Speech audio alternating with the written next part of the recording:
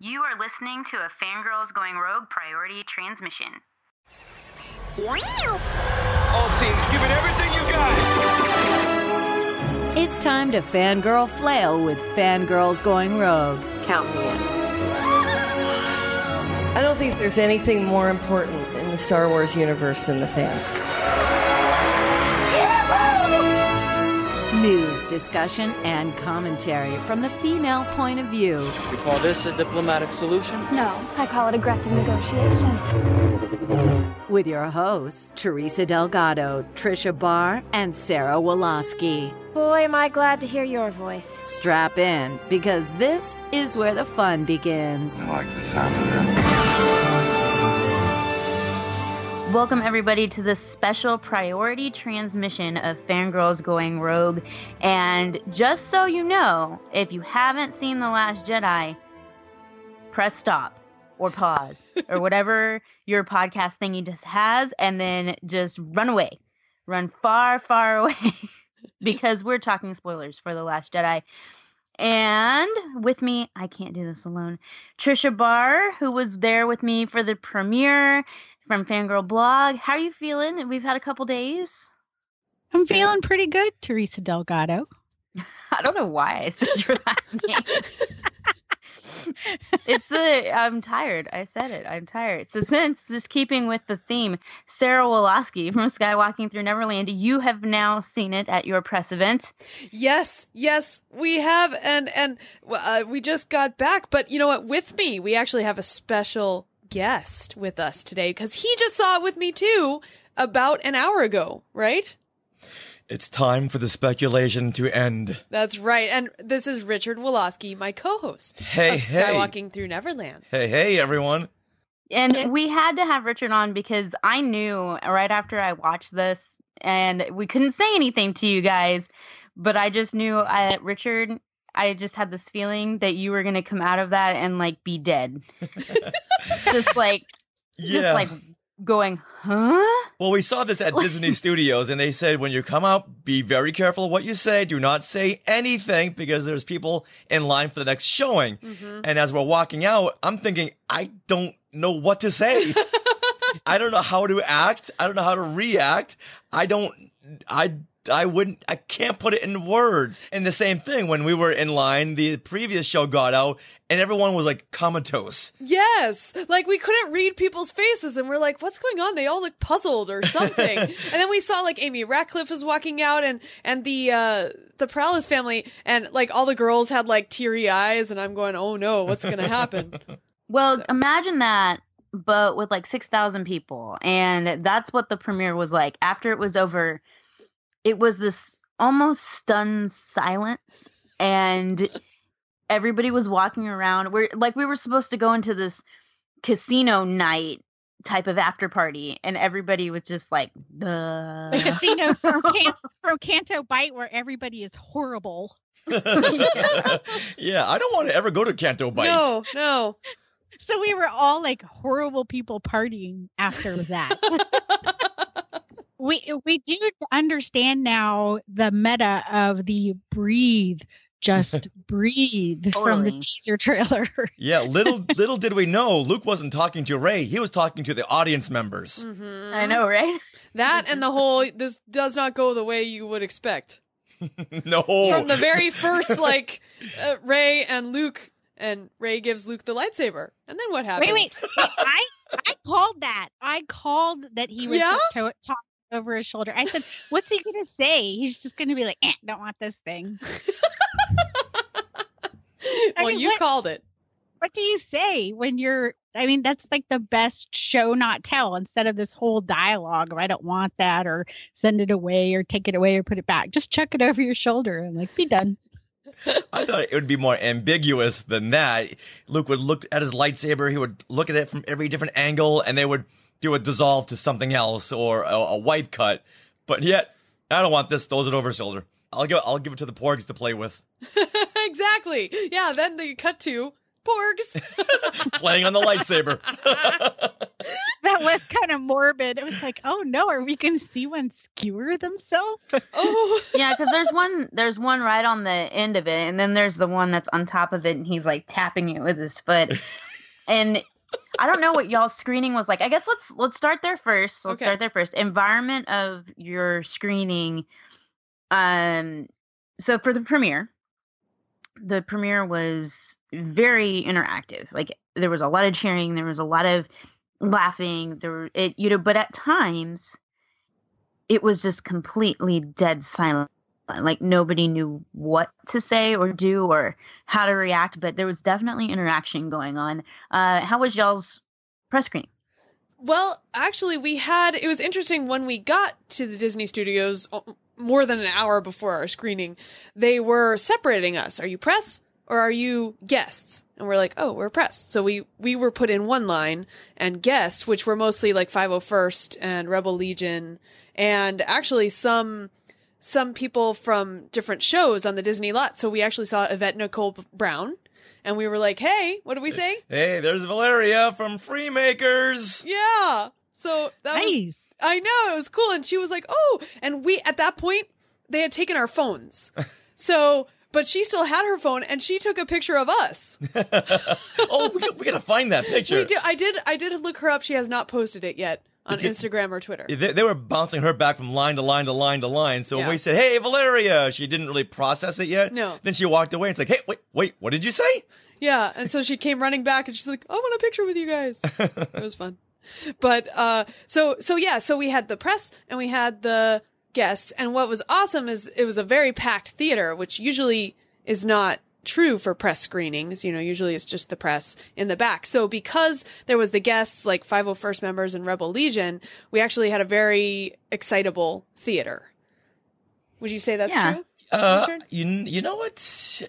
Yes and no. I think people just wanted to take it all in after hearing about how different it's going to be, and our expectations were we didn't know where to go with this, and we just wanted to watch the film, which I'm glad for, because normally you see a new character, you're cheering, you're screaming, but I think we were just so drawn in by the first scene, we were just too much into the film to really applaud. But there was definitely cheering and things. There was cheering, there was laughing, there was applause at the right moments, but when we see it at the TCL Chinese Theater Man's General Cinema. No, you almost had it.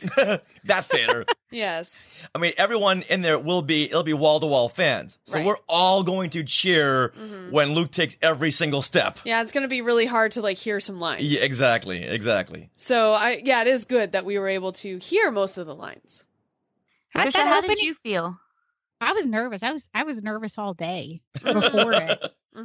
So, but maybe I'm like evil author, and I think Rian Johnson's got that evil author in him. So evil director writer. So I had fears of who's gonna die. Yeah.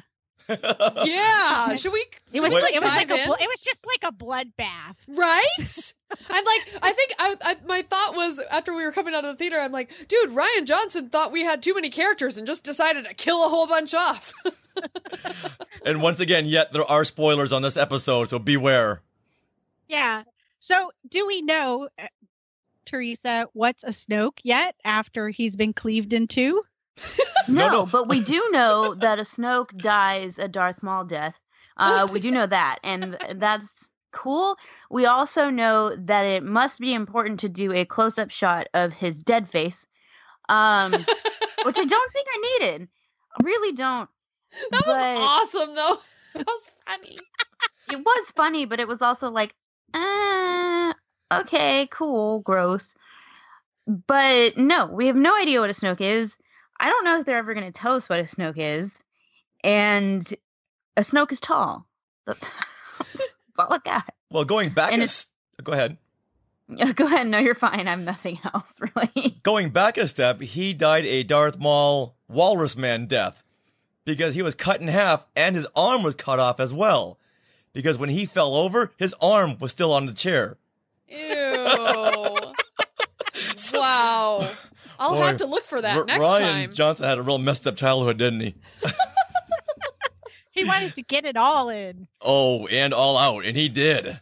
And having only seen it once, he may have been cut in 4 pieces because that lightsaber went right through his torso, right at his elbows.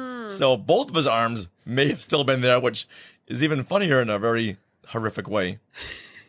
That was I think definitely it's just 2. that was definitely like the move of the movie, because I don't know I felt like at that point, I felt really sympathetic for Kylo Ren. I felt like Rey was making a difference, possibly. I felt like Snoke had beaten him down and he was all powerful. And then it's like, uh-oh. He finished what Darth Vader couldn't, which is defeat the Master, because that was so Return of the Jedi. That whole, just everything about the scene, the thing to look through, you could see the Resistance losing, running out of time and everything. And then it's like, okay, now what happens when the apprentice beats the Master? Like, this is kind of uncharted for us. Agreed. Well, yeah. I mean, this was just a whole new take on everything Star Wars. And for once in a Star Wars movie, pretty much nothing went right at all. Everything was like, nope, good plan, but no. Good plan, but no. And still good plan, but no. Which is why this is the second act. I kept... Yeah, well, I mean, they did use the word hope a lot, and there was a whole not a lot of hope in this movie, which was interesting and cool, but interesting.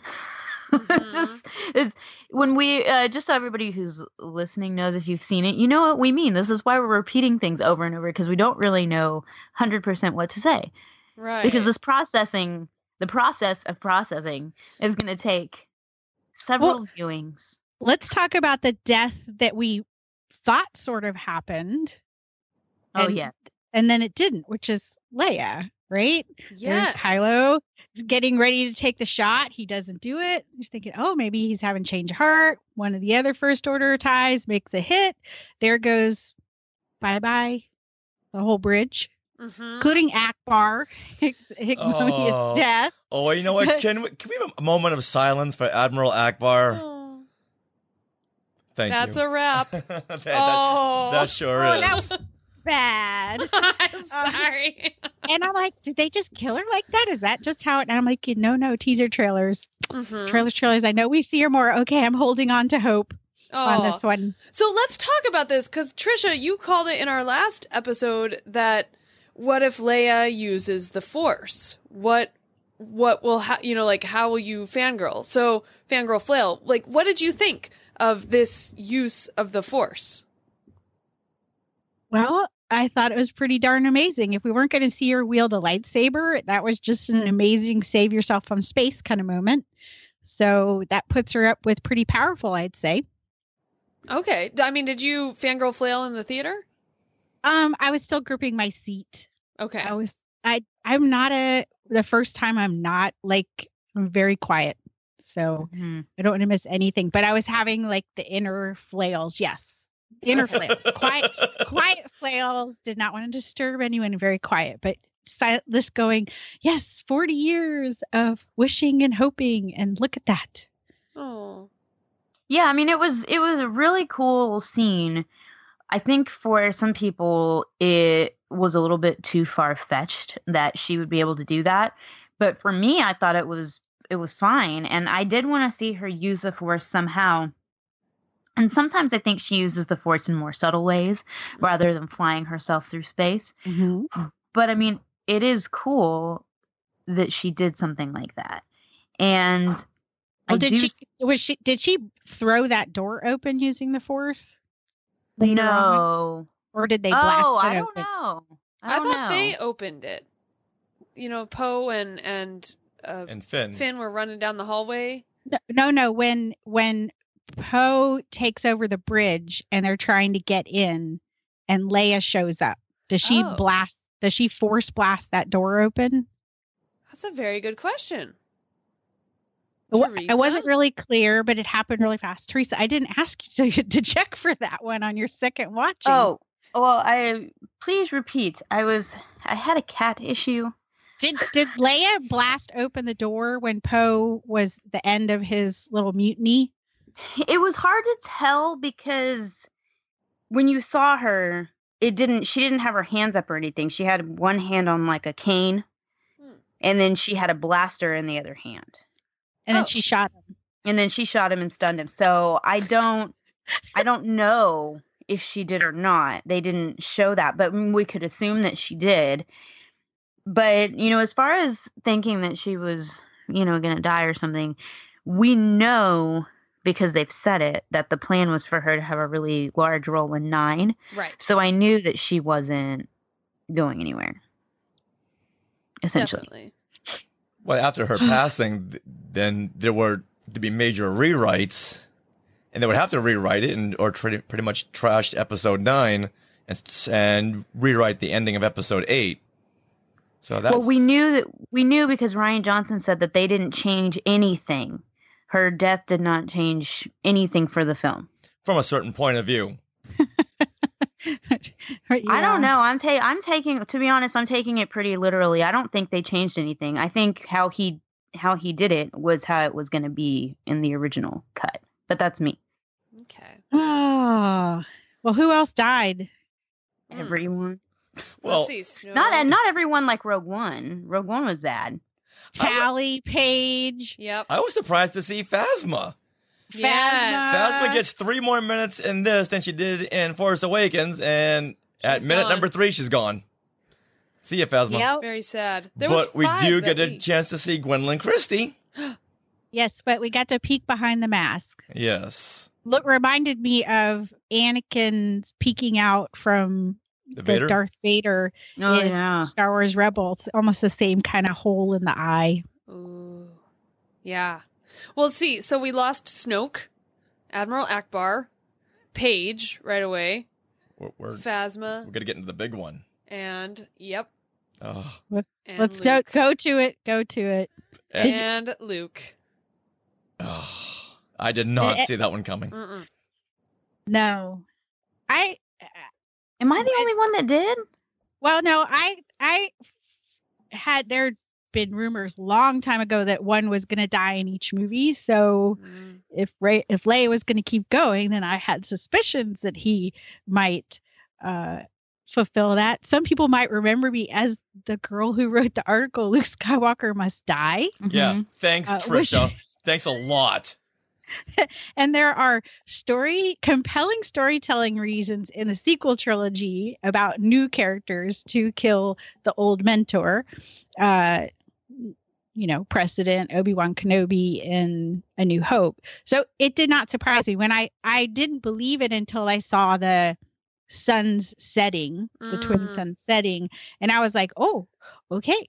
I think I know what's going to happen now, because I kept thinking there were some grand uses of the Force in this movie. Rian Johnson definitely did not hold back on his imagination, that there had to be, he was very much about consequences. So running out of resources and fleeing and all that kind of stuff. So I felt like, all right, there's a consequence for what Luke did. And that was it. Essentially, he must have burned up his body in the exertion of doing what he did at the end. Yeah, that's how I kind of saw it too. And I felt really okay with it. I was sad about it. It made me cry both times, but I felt like it was right. And as Ray says, it was with purpose, not pain, but purpose. And so I really thought that it was fitting for the story. And of course, we see Leia and Ray both feel what's happening. And then also, I think after Luke talks to Yoda this last time and he realizes what it is that he needs to do, it sort of closes out his whole entire reason for being there. Well, because now it's up to Rey. It wasn't the sad death that we got with Han Solo. It was a whole different kind of death. I mean, they both had a very heroic death. But with Luke, we could see that he used every bit of his last Force abilities to battle Kylo Ren, and so when he disappeared like the Jedi's do, I a part of me felt relief. Like, oh, you know what? He did himself in to save the galaxy. That's what a Jedi does. Yep. And selfless. That was, in essence, one of the last Jedis. So I think that right there was so poignant that it wasn't going to be as sad as Han Solo. Because Han Solo, he died trying to get his son back, but Luke saved the galaxy. I'm not saying that what Han did was anything smaller. He was trying to save the galaxy as well by turning Kylo Ren back to the good side. Right. But now when Luke suddenly entered into the Crate base, did anyone have any inkling of what was going on and why? Not the first time. I thought he looked different. Yeah, he looked. His beard was trimmed and his hair was cut. And it was brown. It wasn't gray. He looked like he did in the flashbacks with Ben Solo. We'll probably get to that in a couple of minutes. But he looked just like that, and I kept thinking, wait a minute, this is not right. What's going on here? And at first, no one else acknowledged the Luke in the room. Leia was talking to Luke. No one else was acknowledging him. But he walked by C-3PO, and 3PO acknowledged him, and Luke gave him a little sly wink. But then he goes outside to fight Kylo, and what is he holding? He's holding his father's lightsaber, which in the previous scene was cut in half. So yes, and everything was building up.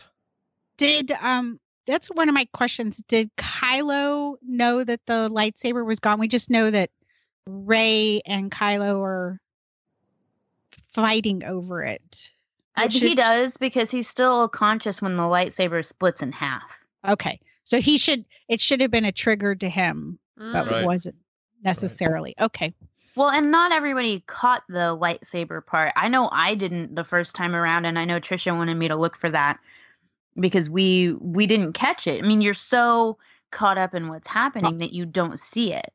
And I had Teresa check that he doesn't leave footprints in, because they make a big deal out of making you see the footprints in the salt flats. Oh. He doesn't leave footprints. Luke doesn't. Right. And when all the AT-M6 is fired upon him, I thought, wait a minute, nothing here is adding up. I mean, Luke, this is not the way Luke Skywalker is going to go out. This is just not going to happen. But how is he going to survive this? And when he does, like, okay, all right, I pretty much figured this out. So you put it together then. Well, I figured it out the first second we saw him because, once again, like I was saying before, he looked like he did in the flashbacks, like 20 years younger. Wow. Okay. See, yeah, for me, it was more of he's just that BA. Like, well, that's just Luke because he's just awesome. Well, he didn't stop at supercuts along the way, so there had to be a good reason. Well, and if you were thinking about, we look at like the legend of Luke Skywalker, which they talk about, or that he's a myth, that people actually could believe from the myths and stories that like the people in the First Order could conceivably believe, oh wow, this is like the legend. The dude shows up and he beats back all the fire and he survives it, right? But they don't know. So a lot of it's about projecting a myth. There's also a lot of there's a theme in the movie of waiting out, of being more strategic, and we see that with Poe being anxious to do things, and then his lesson learned is Holdo just waiting out to get to Crate, but not everybody's in on the plan. So this again, Luke's making a strategic move, trying to give them hope and time to flee, and Rey on the other side, and in her saving that last little group, there's not a lot of them left, of the Resistance, them seeing a new Jedi saving them gives them kind of the hope that we know the Rebel Alliance got from having Luke Skywalker on their side. And that they need to keep going. It's the spark. The spark that fires hope. Inspires hope. Okay. Yeah. Yeah, between Rebels and the new trilogy, we're getting a lot of sparks and hopes happening.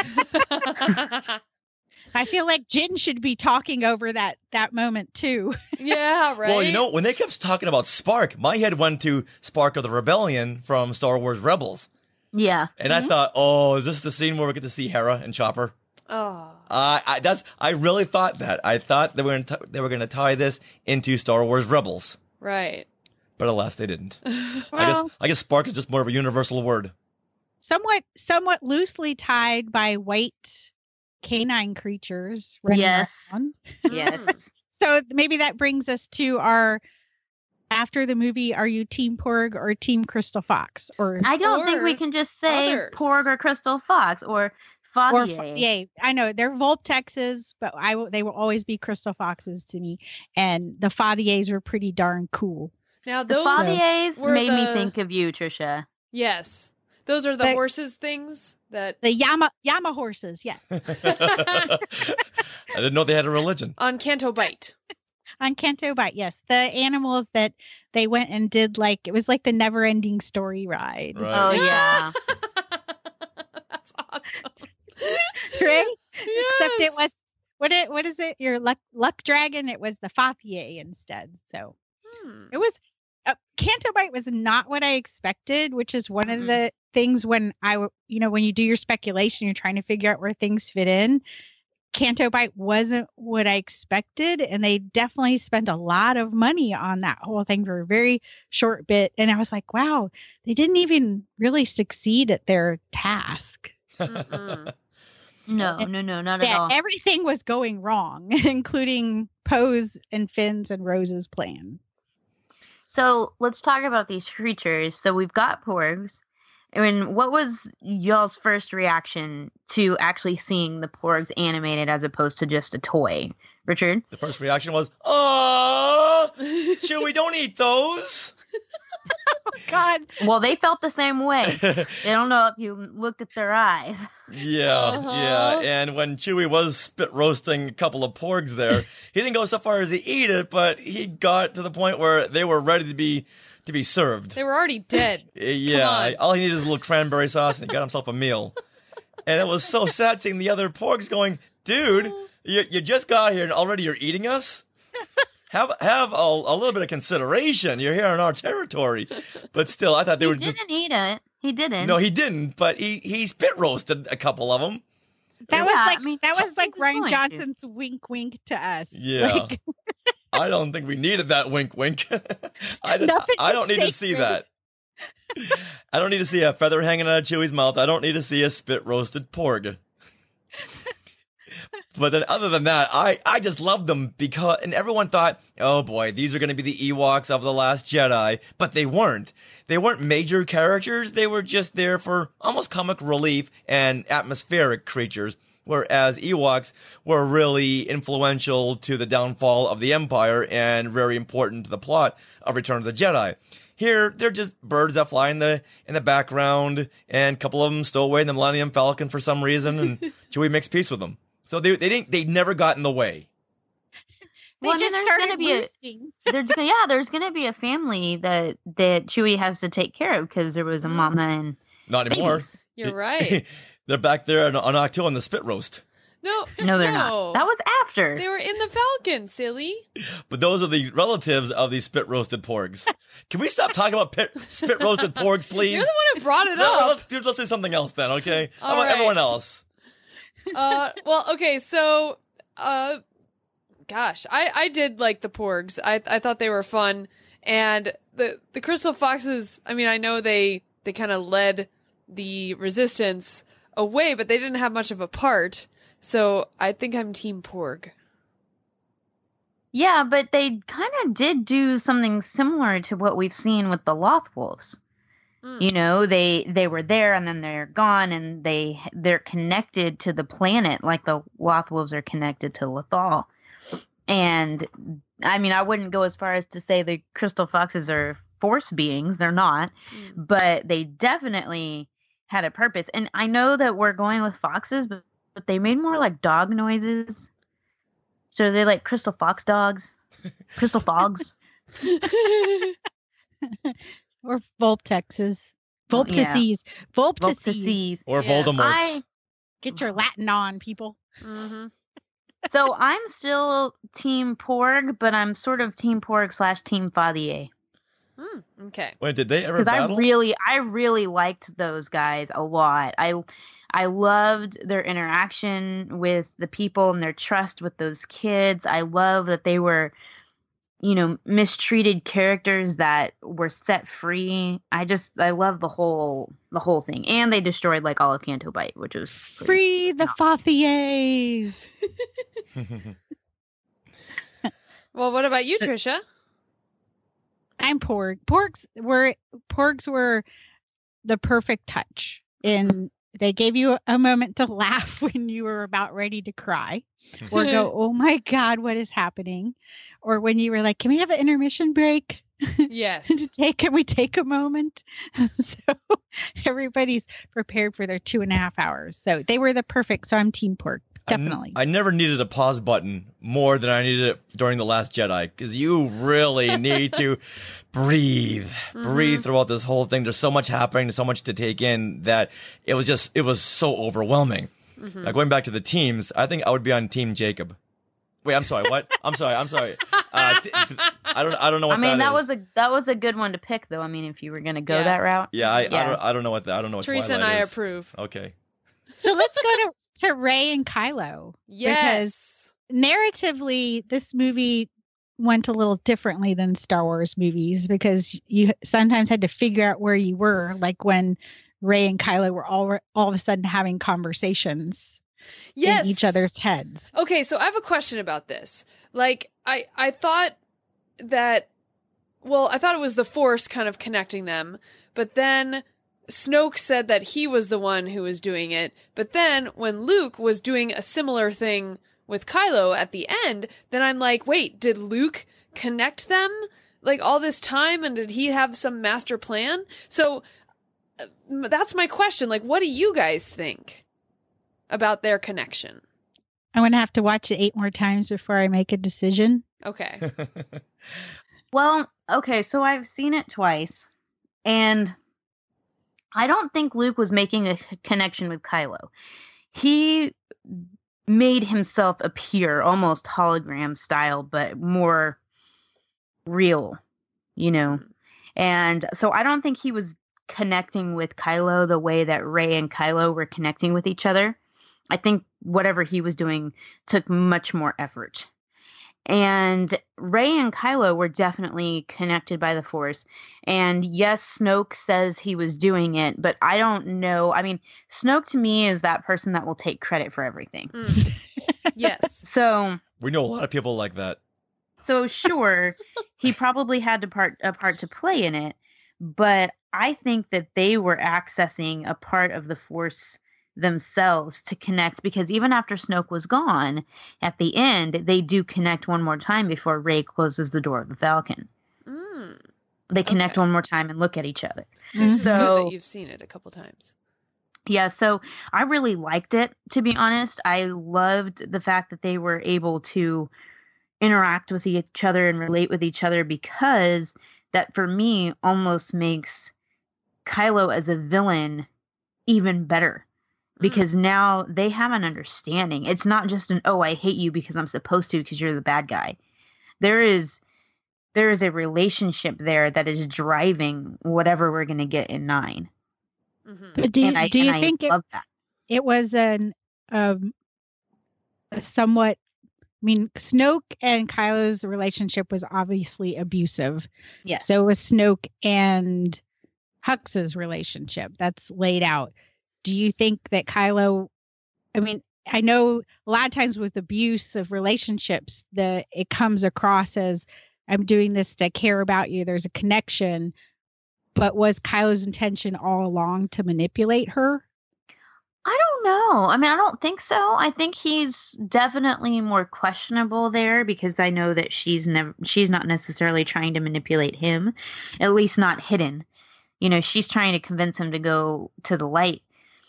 But I think there's moments where he's genuinely, he's so conflicted, as most true villains are. They're very conflicted. I mean, even Darth Maul was conflicted, and I can go on about that for hours. But, I think that there were genuine moments there, especially when they were sitting there and he was saying, you're not alone, and they touch hands and stuff. I think that was a genuine moment. But that's what Snoke did to him. That's how he likely manipulated Kylo when he was weak and just had, as we know in Bloodline, had just found out that Darth Vader was his grandfather. Maybe he's just reproducing. It's hard to say, but I mean, I think you could interpret it as there being conflict and him exposing himself, but I think you could also interpret it as Kylo manipulating Rey all along. Yeah, I mean, I never saw Snoke treat Rey or treat Kylo in a kind manipulation. I mean, Snoke was he's past that now. Yeah. He doesn't need to be kind to him anymore. He was likely kind to him when he was a young teenager and open to manipulation. He didn't bring him in by being mean to him. He brought him in by somehow making him believe that he was sympathetic. He was Palpatining him. Exactly. I mean, we didn't see that from Palpatine either. It was just we have a far. I mean, was Kylo using Rey to distract Snoke all along? He needed her there because he knew Snoke would be on to the new girl and would be distracted because Snoke's saying, "I know what was going on in your head all along." But That's true. He didn't know because he was turning the lightsaber to run him through. Well, he does know that he's turning the lightsaber because Snoke is saying it. He says it. And now he turns the lightsaber to strike down his mortal enemy. But Snoke is thinking Rey. Right. But I did notice that he does make those comments as the actual action is happening. And you could be right, Trisha, that Kylo is using Rey to distract Snoke. Yeah, well, Kylo's bringing his lightsaber around towards Rey as he says that. So that's why I think Kylo's way more manipulative than I feel like he knew exactly what he was doing. That's my takeaway from it. I'll have to watch it again. I'm curious. What were you going to say, Richard? When I had asked Rian Johnson at the Last Jedi press junket last week about the visual cues from The Empire Strikes Back, that's one of the things I was looking for while watching it tonight. And there was a great Empire Strikes Back visual cue where in the end of Empire, we have Luke and Darth Vader communing as the Falcon is blasting away. And he's saying, "Father, Luke, it is your destiny." You see a very quick dissolve back and forth to Luke and Vader as their faces are almost mapped over each other. And they did the same thing here with Kylo and Rey. In the beginning, their faces were very quickly mapped over each other to, I think that was Rian Johnson's way of saying they're so connected through the Force the way Luke and Vader were in The Empire Strikes Back. Wow. So I don't think that Kylo was using Rey. I think he didn't really think about Snoke at that time when he was communing with her. He just needed to reach out. Like Snoke was calling Kylo throughout the whole first half of the film, calling him a child. You're just a child. So I don't think Kylo really thought it really through. He just wanted Rey. He felt a connection. He felt the loneliness. He needed someone to connect to. At this point, he's not connecting with anybody. Which makes his character so fully in depth. And yeah, I felt really bad for Kylo as he kept telling Rey, we have a connection here. We're both so lonely. I want to help you. And I really hope that we see a great resolution to Kylo at the end of episode 9. I don't want to see him turn to the good side. Necessarily. No, I think the only thing that can really salvage his character is just a heroic death. Something he sacrifices himself for the greater common good. Is to learn a lesson from Luke Skywalker. Yep. See, and for me, if he's gonna die, I want him to go. I don't want him to die in a, I'm not a good guy. I'm not a bad guy, but I'm doing something positive. I mean, if he's gonna be a bad guy, then just be a damn bad guy. Just go all out. Just absorb it, be it, do it. I think he sort of embraced that moment by the end of this movie. I do too, and I would much prefer to have a cutthroat villain than a wishy-washy villain. He's like the power couple with with Yes. They are, in a really odd way, a wonderful couple. Oh my gosh, so much so. How did you guys feel about the humor right off the bat with Poe and Hux?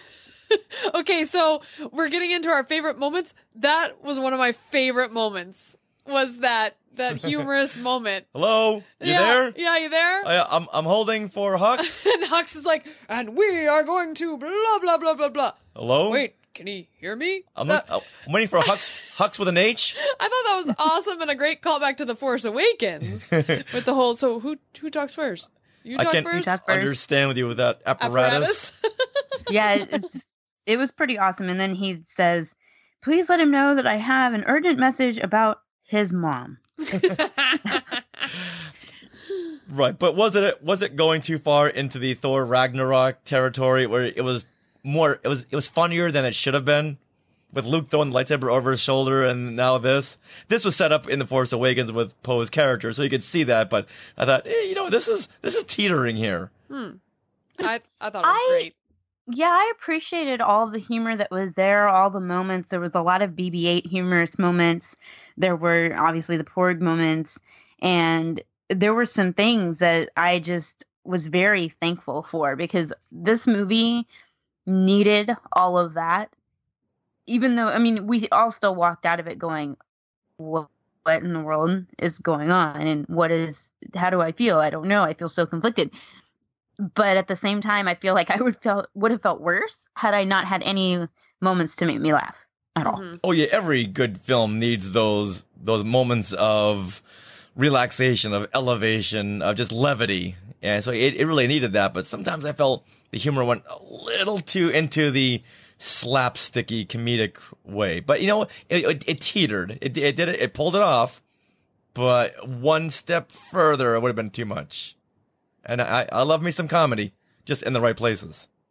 Richard, what was your favorite moment?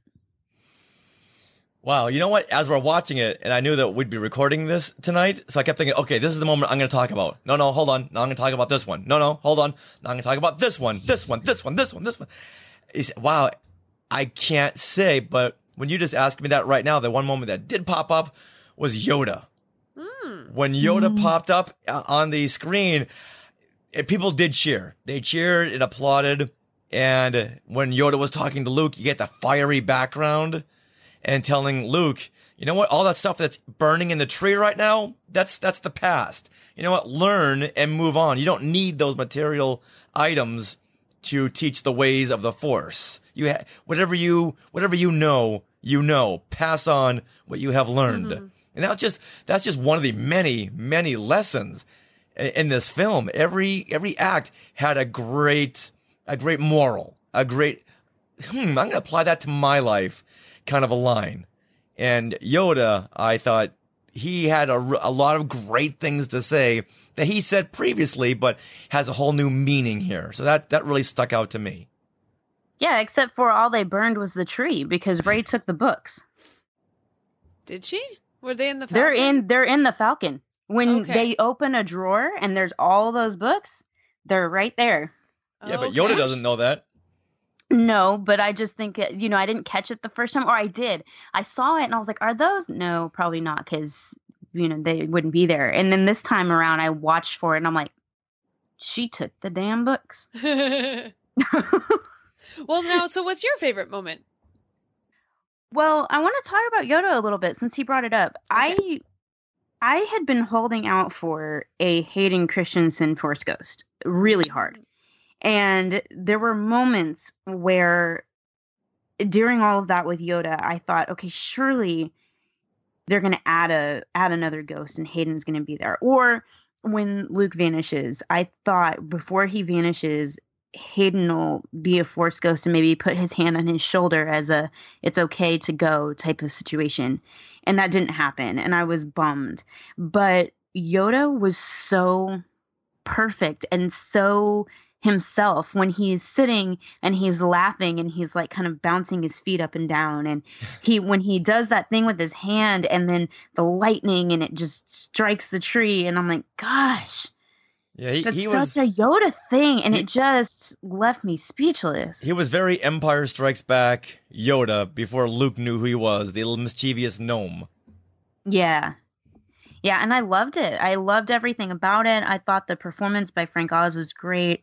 Just the whole thing. And the last scene we see is just, Luke and Yoda's head as they're panning away. And I just was like, well, that was freaking perfect. Wait, when the last scene where Yoda's in, or the last scene that Yoda's in? Okay. I was like, did I miss something? Okay. No. Yeah, the seeing the classic characters together, Luke and Yoda, or when Luke is on the Millennium Falcon and he sees R2 in the corner. Oh, the two of them together just gave me the chills. Oh, and then what happened at that point? Or am I stealing someone else's moment? Because I've got a new favorite moment. No, go ahead. You're fine. Because when Luke says, R2, what are you doing here? I'm not going back. I can't go back. What does R2 do? Oh. Turns his dome and plays Princess Leia's "Help Me, Obi-Wan Kenobi, You're my only hope." Remember, Luke? That was pretty perfect. Remember way back when we first met, you saw this? Look how much has happened, okay? You've saved the galaxy how many times? Come on, you had one speed bump in your life. Move past it, buddy. Move past it. And when we saw that little Leia hologram, oh, not a dry eye in the house. Mm-mm. No. Wow. Okay, other favorite moments. Let's see. Trisha. Before I take them all. I would say just there were a lot of interactions between Rey and Luke. Just the banter reminded me of kind of the hostile friendly banter of Empire Strikes Back. But it was, not Han and Leia. It was a possible mentor and a possible mentee trying to figure out this guy is not what he's supposed to be. So there was a lot of just funny dialogue between those two, and it made me laugh. Mm-hmm. Nice. I agree. So my favorite moment is the moment that Rey catches the lightsaber again, and she stands up, and her and Kylo, almost in slow motion, spin to be back to back and take out the Praetorian guards. Like that whole thing, because there was a moment there for me where I thought, okay, if he is going to be redeemed, if he is going to turn to the light side, this is a badass way to do it. I mean, it was just so amazing. And they work together, and she tosses him the lightsaber and he just turns it on, and it gets the guard like straight in the face. Oh, and awesome. And there's this moment where she's trapped, so she just drops the lightsaber, ducks down, catches it, and then just, takes the guy out. It was just, I love lightsaber duels, and this was one of the best lightsaber battles we have had in a long time. And it was just so gorgeous. Oh, I loved it. I loved everything about it. Yeah, can I change my favorite moment? I want that one Yep. now. I didn't remember that one. There's too much happening in this film. But like our whole theater went, whoa, when the lightsaber went through that guy's eye. Yeah. Everyone was like, oh, I think I even swore. I was like, oh, shh. Hey. Hashtag. I know. If you look at it in the middle of it as the trilogy, structurally storytelling, Mm-hmm. it's very meta in that the light and the dark, if that's what they represent, have to coexist and fight together in order to survive. So it happens about in the middle of the movie and functionally in the middle of the sequel trilogy. So there's a really cool show in that. Awesome. Yeah, and what else I really like is that it's never been stated in the Star Wars movies, but it does make sense that if you think about the rule of two, which is the Sith rule of two, what if it's not the Sith rule of two? What if it's the Force rule of two, of where one gets powerful, so does the other? So we have Rey growing in power because Kylo has grown in power. It's like the Force wills it for light and dark to balance each other in that way. I mean, when all of that went down, I was like, oh, Force stuff. I was like, this is my jam. Like getting into the complexities of the Force and the way the Force works and how it flows and the balance and all of that. I lost my mind. I've got a new favorite moment. That's yours. We found out where blue milk comes Yes! Yes. from.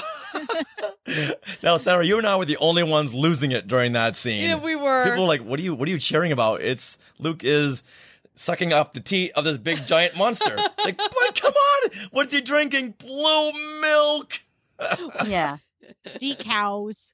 That is called per Leland Chi. That he told us it's the sea sow.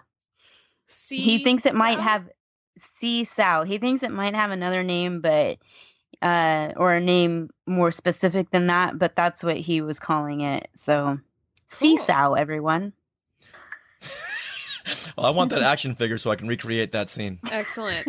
I think now's a good time to talk diversity in this film. That was a great segue. Right? Loved it. So Trisha, I'm gonna go to you.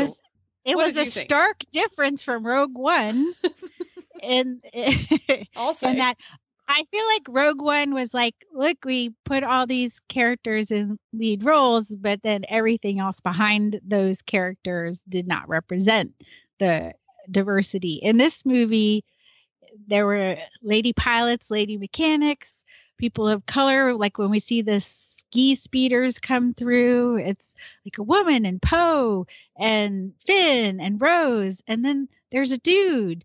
And, it was like everything felt balanced. So it could be one of my favorite parts, too, just that it was beautiful in that. There was even a lady Praetorian Guard, if you guys noticed it. Oh, no. What? When? How? The one that Rey faces off is definitely a woman. Wow. The one with that she goes they do a bigger little bit of fighting with is definitely a woman. Where she gets caught in her whippy thing. Whippy chain thing. Whatever it was. Is that a Leland Chi thing? A whippy thing? I don't know. Did he name that? No, it was, I guess, yeah. It was very We'll know cool. when we get the visual dictionary, we'll all know what the whippy chain things are actually called. Apparently some people have seen the visual dictionary. Shame on all you who leaked that.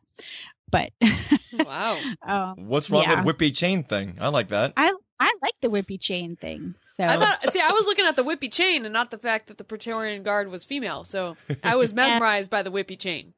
My eyes definitely went there. And in the screening, when Kelly Marie Tran's name came up in the credits, there was a lot of extra applause for her character specifically. So she seems to be a new fan favorite. So yay. She's fun, and I really liked her with Finn. Okay. What so what does she say at the end? I know she talks to Finn. A very poignant line which I cannot remember, I don't know why I brought it up. Oh, no, so she says that's how we're going to win, not fighting what we hate, but saving what we love. Yes. And then she kisses Finn. Also, I would just like to point out that scene right there, if they didn't intentionally do it, it was a complete accident. That they made a Titanic reference that I caught very strongly. I caught that. Yeah, there was a. So Finn jumps out of his speeder and he runs over and he's like, "Why would you do that, Rose? Yeah. Why would you do that? It's so stupid, Rose. You're so stupid." I thought if Finn calls her stupid, I gotta leave. That was funny. Oh my god! But then Finn sank to the bottom of crate, and Rose never said, "Come back, Jack. I'll help you. There's plenty of room on this floating bed. Plenty of room, but I'll never let go." That was pretty sweet. And then she went gunk, and I said, "Did she just die?" Yeah, because at that point I was thought. Sure they were going to kill everybody. Yeah, no one's safe at this point. Yeah, I didn't think she died. I thought it was more of like what happened to Finn at the end of The Force Awakens.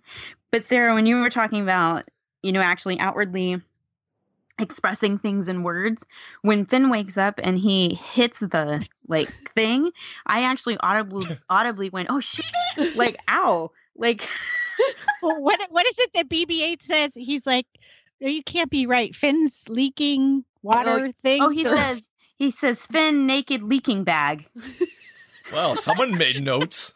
That was so funny. I was laughing so hard. He's yeah, because then he starts walking. He's like, did you blow a chip? And he turns around and he's just like walking and he's like spraying water everywhere. or fluid or something. I don't know. Bacta. It's the Bacta. Oh yeah, Bacta. Yeah, but people running all around him, no one bothered to stop and help. No I one. know. It's like- All those extras were told, just keep Yeah, running. just keep, do not make eye contact with Mr. Boyega. Pretend he's not in the room. Just keep on going. This happens all the time, okay? You got a mission to go. Come on, guys. naked leaking guys running, so we're just not gonna look. Yeah, so what was he naked? Because I know Poe covered him up in the regional area down in the Netherlands. It was hard to tell. The back-to-bag was pretty all-encompassing there. But apparently it showed a little bit more than a PG movie should. Oh. Hey, what was this, PG or PG-13? PG-13. And the British rating said for nudity, and now I'm just guessing that's because of this. Nudity? Well, then again... Well, and then Kylo. No, the his sea chest. cow. Totally the sea cow. Oh, shirtless yes. Kylo. Shirtless Kylo. Yeah, Oh, sure. I love how Rey was like, can you put on a cowl or something? Well, I realized she said cowl after I thought she said towel. And I was like, why would he put on a towel? Like, oh, a cowl. Okay, I get Why would he it. put on a cowl? Isn't that a mask? Because he had his chest all out. Well, like, no, but come put on a dude. shirt or a tunic or Well, they stand he behind that wears- wall. It's so funny, like how Rey was so bothered by it. Like you can definitely tell there's not going to be Rey and Kylo will never be a couple because she was like, "Dude, put on some clothes." Well, no, I don't think. I think the opposite. No. What? No, because I'm on the Rey Poe train. Right, Yeah, right. It said I know, and like I'm on the Ray Poe train yeah, too. totally. He said I know, man. That's the thing you say. When did But he say I know? does there need to be a train at all? He said I'm Poe, and she said I'm Ray, and he said I know. Oh. See, I miss there's so much going on. I was mentally exhausted by that point. Yeah. They didn't get as much interaction. That's why. They're gonna meet. They're gonna finally meet because they were just standing there in the end of the Force Awakens. So yeah, they officially met, and like right after that, you see Rey sort of looking at Finn, who's taking care of Rose, and it's like that moment of she knows, like, I'm not going to be with him, I'm going to be with Poe. It's in her eyes. You can see it in her eyes. So you're Rey Poe. There's no. I'm Ro. Ro. Yeah, Ro. She's Ro. There's no Kylo after what he did to her. No, Right. No way. Right. No way. I don't. No Raylo, No. you mean? No, no Kylo in Rey's future. I Right. don't believe. I don't believe that's a message that they want to send. I just thought they had an And that interesting would be- chemistry though throughout the Because film. then that would be basically Twilight. they- And we're well, not they- Twilight. But they were. I think the people who were Rey Lo shippers picked up on the right vibes as far as there being connection with the characters. I just don't see them going that way.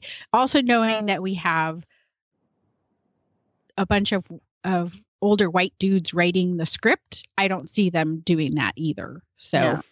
it's not what I see happening. I So- definitely see a Ro. And it's quite possible that if anything, Rey will end up like Luke and just be. I mean, there's no Right. implication as Luke's been by himself. So, but maybe that does lead us to the question of: do you believe that Rey is Rey of Jakku? No one. Yes. Yes. Wholeheartedly. And when I saw that, I stood up and cheered, despite what the person in the back of me kept saying, would you please sit down? No. The fact that Rey's parents are Rey's parents. They're scavengers scum back on Jakku who sold her for a couple of quid for some alcohol. We've been hanging around James Burns too long. Called it quid. So they sold her off for drinking money. You know what? That's perfect. Leave it at that. But then again, who were these people? They had to be force sensitive somehow. Well, Not necessarily. Not necessarily. No, because wizards can they can come from Muggle families. Yes. And you can have a wizard who is a Muggle born and doesn't have magical parents. Well, Oh my gosh, she's using Harry Potter. Yes, she does. But looking back at The Force Awakens, you don't get that kind of power by having parents that are Muggles. Now you I'm do doing if it. you're Voldemort. Yeah, well, and then The Voldemorts are those foxes, okay? Leave them out of it. yeah, because we had all speculated and we were like, what would we like best? And when we all talked about it after The Force Awakens, I was on the camp that I hope Rey's parents aren't anybody in particular. So that is what they said in this film. So I was glad, but I'm still a little speculative because of who said True. True. Well, So- and we see two people, but we don't see their faces. right. In her little deep dive into the sea cave that Oh, well, we saw. Yeah. That didn't was we the saw snappy two part people? was cool. Didn't we saw Yes. two people that came into one? Right, yes. came into one, yes. And then it was her. And then Kylo says he saw her parents were. She says she didn't see who it was. Then he has her admit. But then we have the whole fact that Snoke claims he was manipulating it all along. I'm still very distrustful of Kylo's motivations and how much he was manipulating Yes. the connection. Right. And and we know that Rey hasn't always told the truth either. Jedi just like to lie in general and deceive us. So if I were a storyteller, I would say that they did not convincingly make an argument that she is no one and it's still Star Wars. Right. And, they didn't tell the whole truth. That's what I think. Like a Jedi. True. But in Star And Wars, the bad guys always tell the truth. It's always the good guys who lie. That is true. That is true. So But they can manipulate people and not be telling the truth. But yes, that is one part that I would like to watch it again because I believe that Sith do always tell the truth. The Sith do pretty much always tell the truth. They have no problem telling I the thought truth. this was going to be Immaculate Conception, the way Anakin was. I thought they were going to go there again, which I thought that, you know what, that it worked the first time. Maybe there's something to be said for that, and maybe there's a dark side user who thought, oh, this guy Palpatine did it, and maybe I can try that as well. That's just one avenue because I didn't want to see it go the cliche way. And when Rey had all those reflections, that's very German expressionistic for a villain. You always see villains reflections everywhere, and in the old German horror films. I thought, and I know Rian Johnson is a huge film buff, and I thought, wait a minute, is Rey? She's got to be on the dark side. This is very telling of Rian Johnson's film cinematic language. That Rey is just so dark at this point. Wow. In terms of her parentage, I don't know, but I think there's something there to be said about her parents being Force users. Maybe they were Sith at one time, and they didn't want Rey to grow up the way they did and left her on Jakku. So there's a truth from a certain point of view. Right. Exactly. I don't know. I still think there's more to the story. Yeah. Yeah. Oh, there has to be. Agreed. There has to be for sure. I don't know. I would be good if she was no one from nowhere, but Kylo does have that point when he says you're not a part of the story, and The I feel like, Skywalker story. yeah. Mm-hmm. Wow. So can we talk about Amilyn Holdo? Yay. Oh, Amilyn. Amilyn Holdo. It was funny because we actually got to talk to Dave Filoni from Star Wars Rebels at the after party, and he said that he was giggling. We can all imagine in his own little way when fans were cheering when Poe took over the ship because they weren't prepared for what would happen later on when we'd all be like, "Oh, damn, she's a hero." Mm-hmm. Well, he'd seen it all. I did like Amilyn. I just was sad that we didn't get much between her and Leia because Amilyn basically came in when Leia was out. And so we only got that one moment between them when Leia was leaving and Amilyn was staying on the big ship. Mm-hmm. Did anybody kind of hate Amilyn at first and then realize, oh, she's actually awesome? That's just me? That was I believe his storytelling intention. Okay, because then it was good because I loved Amilyn going in, obviously from reading the book, and then she comes in and she's like this person, and I'm just sitting there going, okay, no, why aren't you cooler? And then we get to the end, and I'm like, oh, you're badass. Never mind, all's forgiven. I mean, I think the intention is for Leia's trying to mentor Poe in some way. We see her tell him he needs to learn how to be a leader, not just a hero, which is the thing that we don't really see in the original trilogy, but it seems like a lesson she's trying to impart now. You have to learn how to be more than just the hero. You have to learn how to be the leader.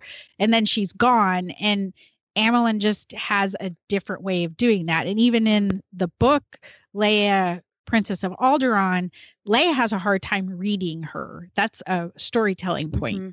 And so Poe just doesn't, it's just the way she works. Like he's busted back to captain. You don't have a say. You're a captain. You shouldn't even be here having this conversation with me. Get out. So in a way, we find out too, just with her one little moment where she says to Leia, I like that one.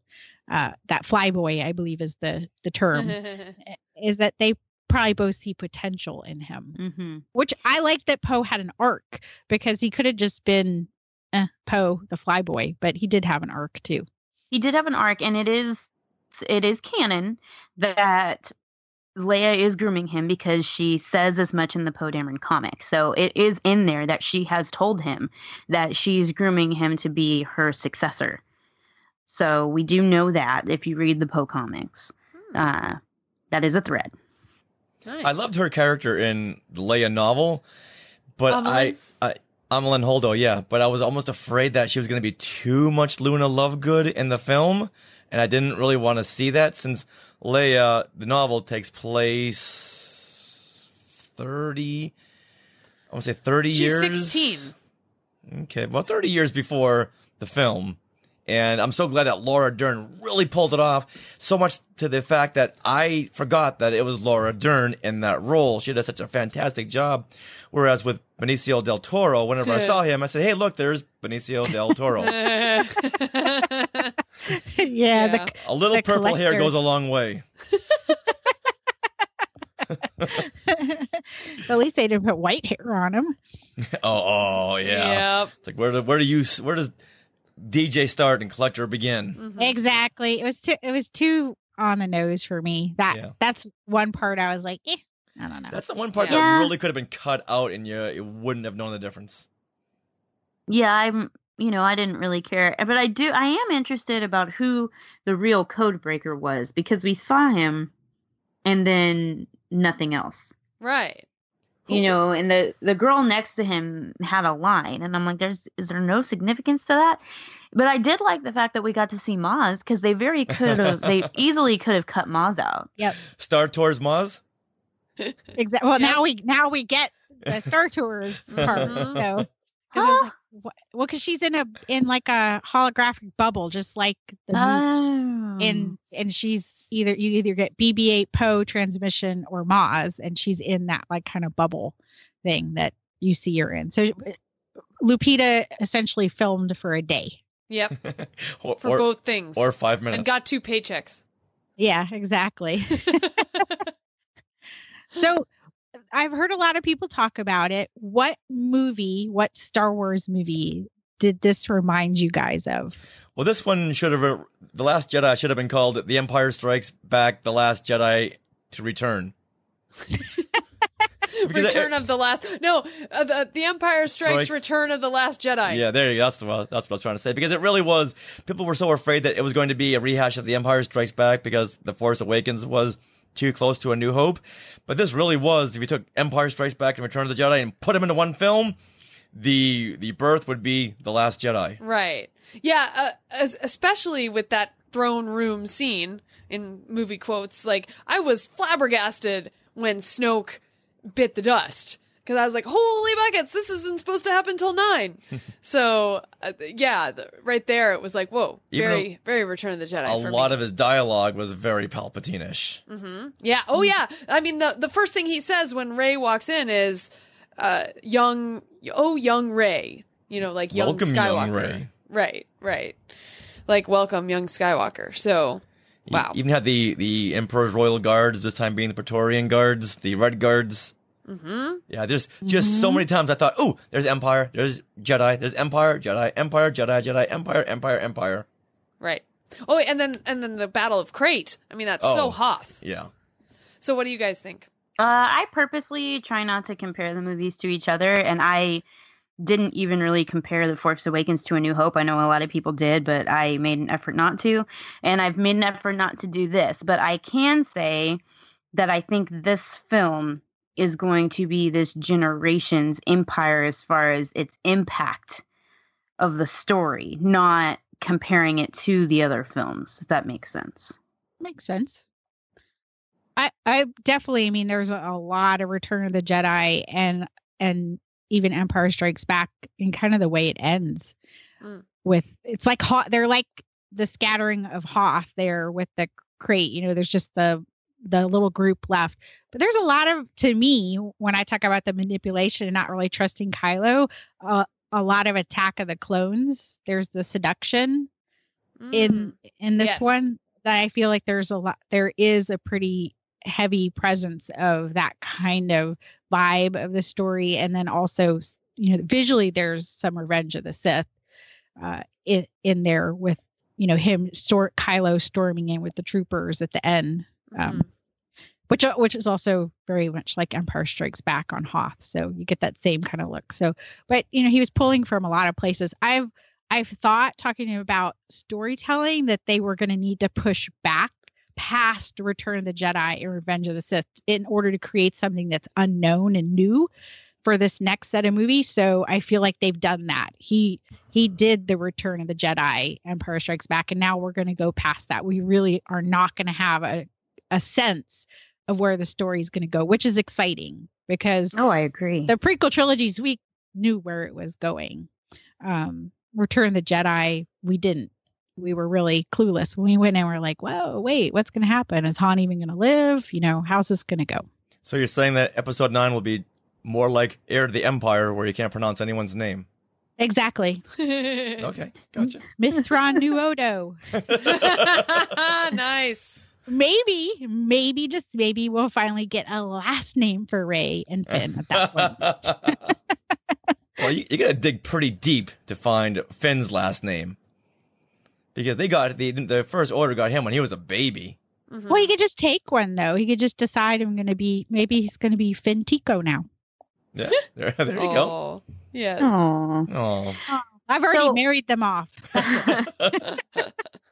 So how do you guys feel about the end with these little kids and they're telling a story and then the one walks away because they're getting chased by that weird mean guy and he uses the Force to grab the broom and he stares off into the stars and he has the resistance ring on. Did he use the Force? Yeah, to grab the broom. He did. Yeah. Absolutely. What? Yeah. He went outside to the hangar bay and it was like a distance of like 8 inches. So it was, if you blink, you're going to miss it. Yeah, I missed it. Yeah, Yep. Honestly, I've got man. no thought. I have not formulated a thought on this whatsoever.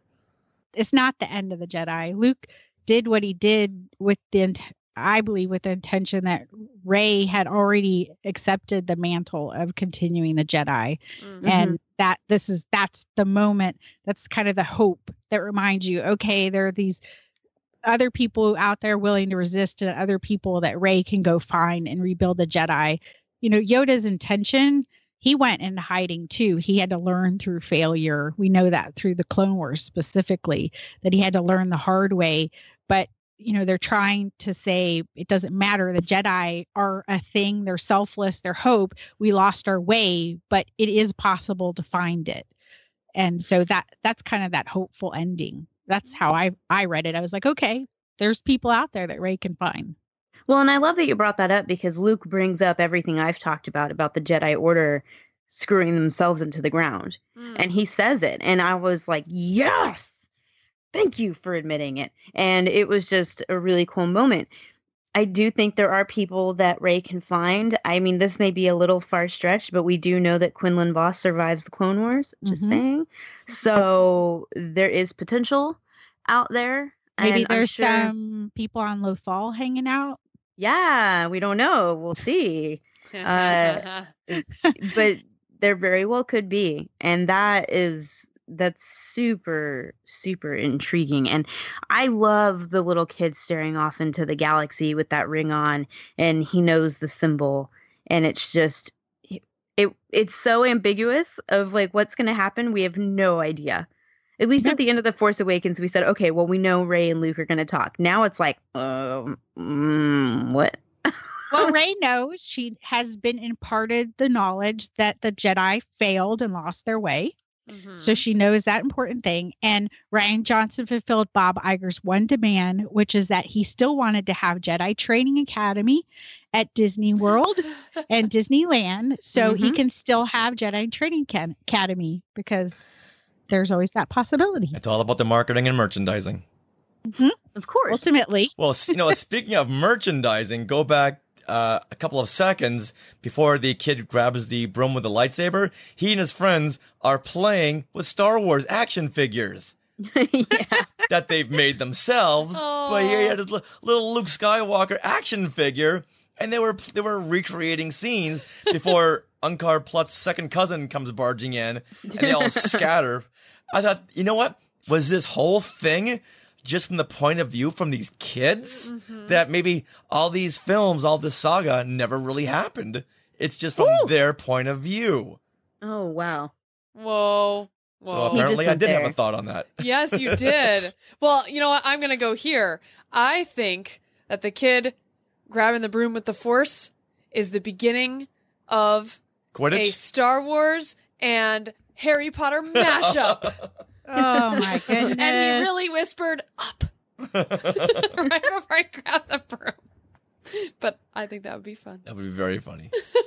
Up top for that All right, one. Up top. Disney, you need to buy, Oh, yeah. Warner that's not Brothers. gonna Warner work. Brothers? Yes. And Universal Studios Yeah. to get the Wizarding World. They just bought 20th Century Fox, though. Yeah. Wow. That's still speculation. All right. Well, now I'm excited to see this movie again because I totally missed that part of the ending, which is very, that's a big deal. Do you want to go tonight? We can't. Oh, darn it. I know. I'm sorry. We have to wait till Thursday. Oh. Well, that kind of leads into something I was going to say. You know, after you see it the first time, there's so much to digest. There's so much to think about and process. And a lot of it is your emotions and your feelings and trying to wrap your head around everything that just got thrown at you because they don't give you time to deal. Something happens and it's like, okay, we sit on that for 2 seconds. Okay, next thing. And so you're kind of like mid cry and then you have to go, okay. And I'm watching, to pay attention, and it's hard. And there you come out of it in that stunned silence. I can tell you from personal experience, when you see it a second time, you can come out of it much happier and much like, okay, I get it now. Oh, and I saw this and I saw that and this was great. And it's like it calms everything down and it just got better, So I was just like, oh, I feel less pressure on myself after the second time. So go see it again. Yes, Go see it again. Yes. You're going to want to see it multiple times, promise you, because you're going to miss stuff. Well, every time you see it, up until the 10th time, it'll be like seeing it for the first time. Well, Trisha, let's talk a little bit about the after party that we got to go to. It was super fun. And I want to talk about a couple of people that I met.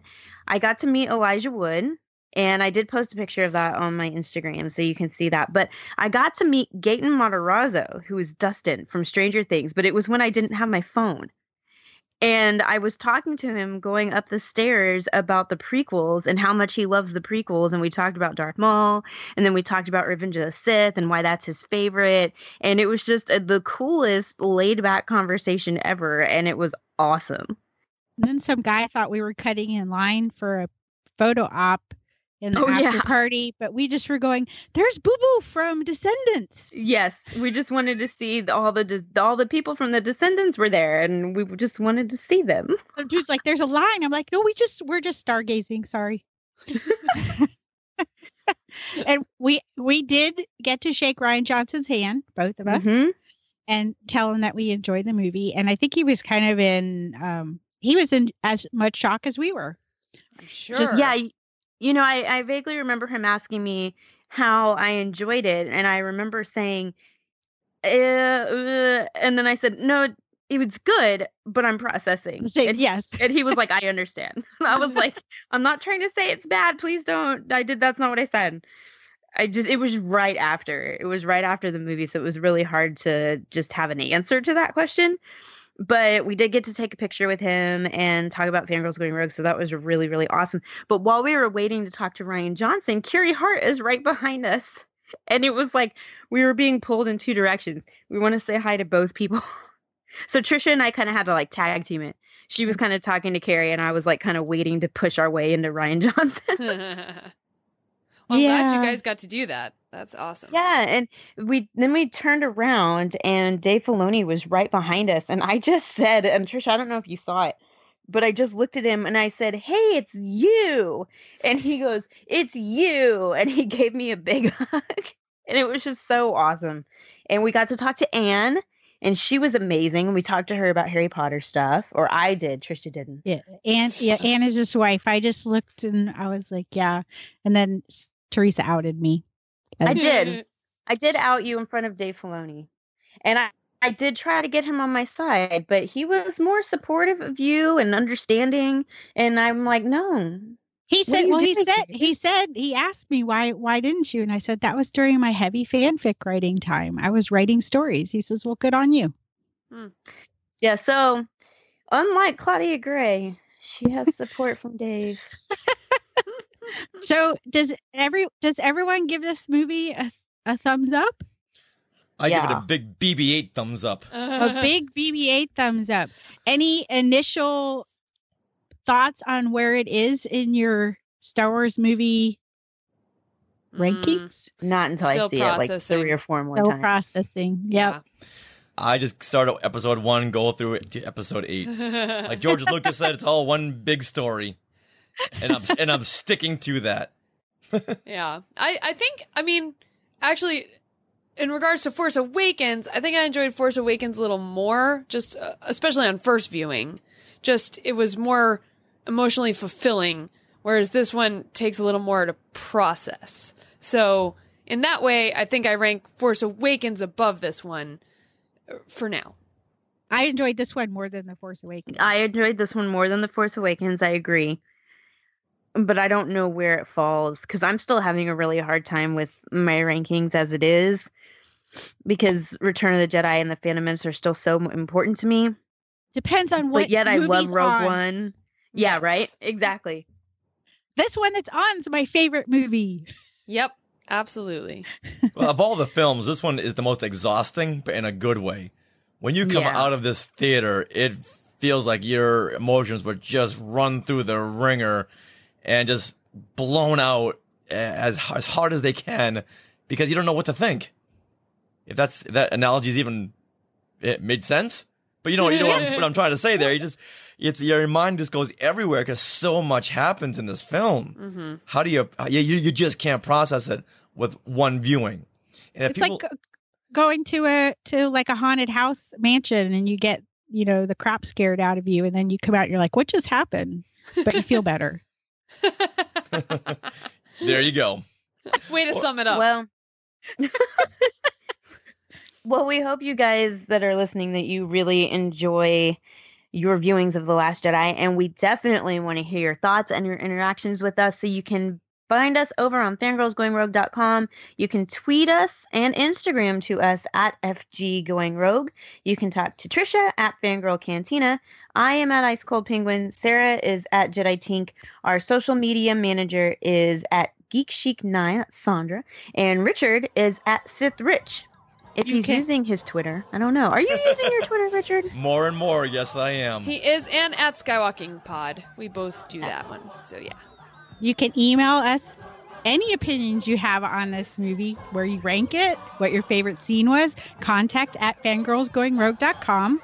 Tumblr, it's a little slow right now. I've been busy, but next week, I'm sure the fan art will explode. So fangirlsgoingrogue.tumblr.com, and Facebook, Fangirls Going Rogue. Just type it in. There we are.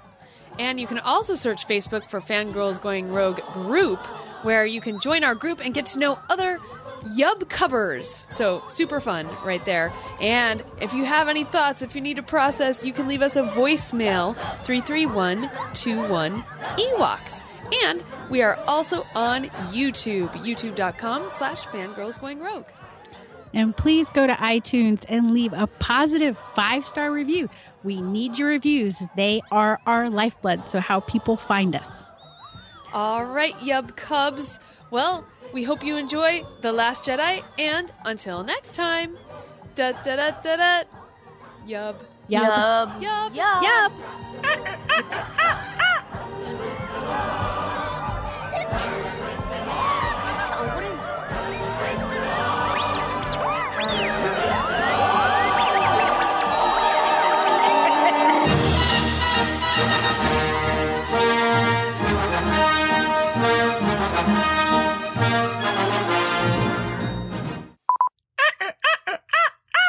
Yay! There's my porg. That was actually really good. I didn't know if it was a toy or if it was you. That was me. Richard. Nice. You do the squeaky chair well. Do you have your porg costume yet? No, but I saw that one that Martin Keeler had posted on our Facebook page. Uh-huh. Did you see that from some kind of a creature workshop in England? Someone came out in a big porg costume. No, I'm going to have to go. That's on Skywalking? Yeah, the group. Yeah. I have He to had check that out. gone to some kind of a creature workshop from The Last Jedi, and someone came out dressed up like a porg, and it's like, oh, I gotta It was get that. really cool.